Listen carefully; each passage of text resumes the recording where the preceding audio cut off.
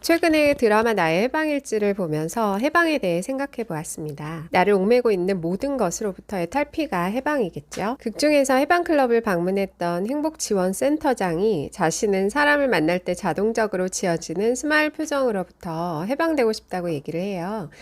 저는 여기서 빵 터졌어요. 저도 오랜 사회생활에서 몸에 밴 미소가 때로는 너무 가면 같다고 느껴지기도 했거든요. 생각해보면 태어난 순간부터 우리는 세상의 틀, 규율에 적응하며 살아가야 합니다. 실은 또 그래야 생존할 수가 있죠. 세상이 강요해서라기보다는 살아가기 위해서 세상과 타협하고 거기에 맞춰가는 것이에요. 엄마의 몸 안에 있을 때는 허파호흡을 할 필요도 없었을 거고, 배고픔도 느껴지지 않았을 거고, 배설할 때 여러 가지 주의사항 같은 것도 알 필요가 없었을 겁니다. 하지만 우리는 아기가 태어나면 시간에 맞춰 먹이고, 재우고, 씻기고, 살아가는데 필요한 모든 것들을 교육과 사회화라는 이름으로 행해요. 아시는 분은 아시겠지만 생후 100일의 기적이란 게 있어요. 태어나서 아기는 계속 잠만 자다가 밤에는 계속 깨어서 엄마나 아기를 돌보는 사람을 힘들게 해요. 그러다가 낮에는 깨어있고 밤에는 자야 하는 사람들의 수면 리듬에 아기가 익숙해지는 때가 옵니다. 그걸 100일의 기적이라고 하죠. 우리가 한 가지 습관을 들이기 위해서는 100일의 기간이 필요하다고들 말하는데요. 이미 아기 때부터 그랬네요. 그리고 아이는 서서히 사람들의 살아가는 법을 배웁니다. 언어를 포함해서 말이죠. 태어났을 때 이미 거기에 존재했던 세상의 구조 속에서 살아가기에 적합한 세상의 언어, 즉 그 세계의 상징을 배우는 거예요. 프랑스의 정신분석학자이자 철학가인 락강은 이를 상징계라고 표현했고 또 이 세상 자체를 타자라고 표현했어요.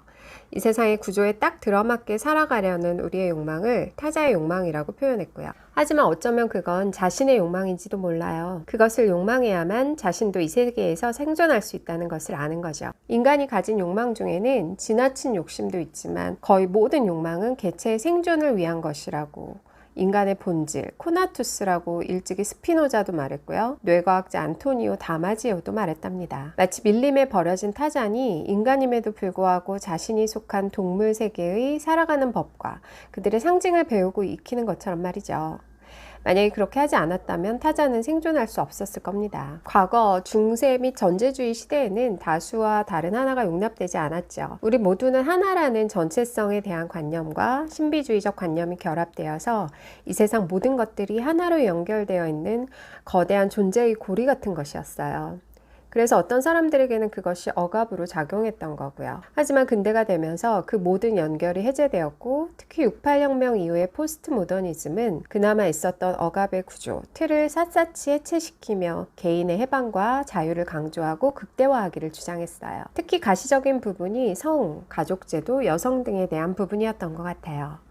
그러한 흐름은 현재까지도 이어오고 있는데요. 그 결과로 자유로운 성관념, 결혼 안 해도 돼, 아이 안 낳아도 돼, 가족도 탈피해도 돼, 뭐든지 네 하고 싶은 대로 해 등의 개인적인 자유의 극대화로 표현이 되고 있습니다. 그런데 그러다 보면 한 사람의 자유와 다른 한 사람의 자유가 맞부딪히는 지점에서 충돌이 발생하게 되겠죠. 거기서 암묵적인 힘에 의한 해결, 또는 법대로 해 라는 식의 해결법에 기댈 수밖에 없어지는데요. 그리고 아주 세세하고 개인적인 부분들까지도 사회적인 제도로 구제해 주길 바라면서 개인의 자유를 주장하는 것과는 역설적으로 국가 권력의 힘이 쓰여지게 되는 것 같아요. 이런 환경 속에서 사람들은 가족이란 최소의 집단에서조차 이탈되어 나오고 완전한 개인으로 사회 속에 동동 떠다니는 공기방울처럼 존재하게 되는 거죠. 다른 사람들하고 만나면 터질 것 같고 자신을 잃어버릴 것 같으니까 이제는 긴밀한 접촉도 관계도 갖고 싶어 하지 않아요. 그저 공기방울 속에서 핸드폰을 손에 쥐고 SNS로 가상세계에서 가상적으로 연결된 관계만을 즐기는 거죠. 갈등이나 그로 인한 부정적 감정을 회피하고 싶은 만큼 그럴수록 더 외로워지고 그리고 타인과 세상에 대한 원망감이 깊어져요. 그냥 그렇게 어둠 속에 웅크리고 있는 겁을 잔뜩 집어먹은 짐승처럼 살아가는 거죠. 주변에 대한 경계심만을 가득 품은 채 말이에요. 스스로 자신이 들어앉아 있는 그리고 세상과 자신을 구분시켜주고 타인과 자신을 분리시켜주는 그 공기방울을 터뜨리지 못해요. 은근히 다른 사람이 터뜨려주길 바라기도 하지만 딱 마음에 드는 상대가 아닌 누군가가 그렇게 하면 자신의 사적 영역을 침범했다, 개인의 권리를 침해했고 인권 침해라면서 노발대발하고 더 강한 막으로 자신을 감싸죠. 마치 첫째인 기정이가 자신이 좋아하지 않는 상대로부터 사랑 고백을 받았을 경우 느꼈던 분노처럼 말입니다. 이런 세계에서 홀로 다른 행동을 하는 사람이 바로 미정이었어요. 미정이는 자신의 공기방울을 찍고 나와서 스스로 소멸하는 것이 아니라 뜬금없는 한 사람을 추앙을 해요. 자신의 존재 가치를 확인하기 위해 다른 사람의 인정과 애정을 갈구하지 않죠. 구씨의 관심과 사랑과 지속적인 애정을 요구하지 않아요. 또한 구씨의 공기방울을 억지로 찢으려고도 하지 않아요. 알코올 중독에 빠진 그에게 술을 그만 먹으라고 절대로 말하지 않죠. 구씨의 세계를 있는 그대로 존중하고 그 자체로 그를 바라보는 거예요. 아무런 조건도 내세우지 않고 아무런 대가도 기대하지 않고 그저 그와 영원한 순간을 나누는 거죠. 추앙하고 있는 거예요. 미정도 처음에는 구씨에게 자신은 한 번도 채워지지 않았기 때문에 자신을 추앙하라고, 그래서 자신을 채워달라고 얘기했지만 실은 미정이는 구씨를 추앙함으로 해서 진정한 자유와 해방을 성취하고 그리고 사랑의 경지에까지 이르러요. 나는 내가 너무 사랑스러워. 마음에 사랑밖에 없어. 그래서 느낄 게 사랑밖에 없어 라고 말하는 마지막 미정이의 환한 모습처럼 말이에요. 태어나면서부터 우리는 시스템에 의해서 관리되고 죽음으로써 시스템으로부터 해방이 되고 나와 나를 둘러싼 모든 역할, 책임, 의무 등등에서 자유로워집니다. 다자의 오사무도, 이방인의 주인공 메르소도, 19실로 가다의 수전도 죽음을 통해서 이 모든 것으로부터 해방되지만 미정이는 타자에 대한 환대, 사랑을 통해서 자신을 해방시키고 자유를 획득해요.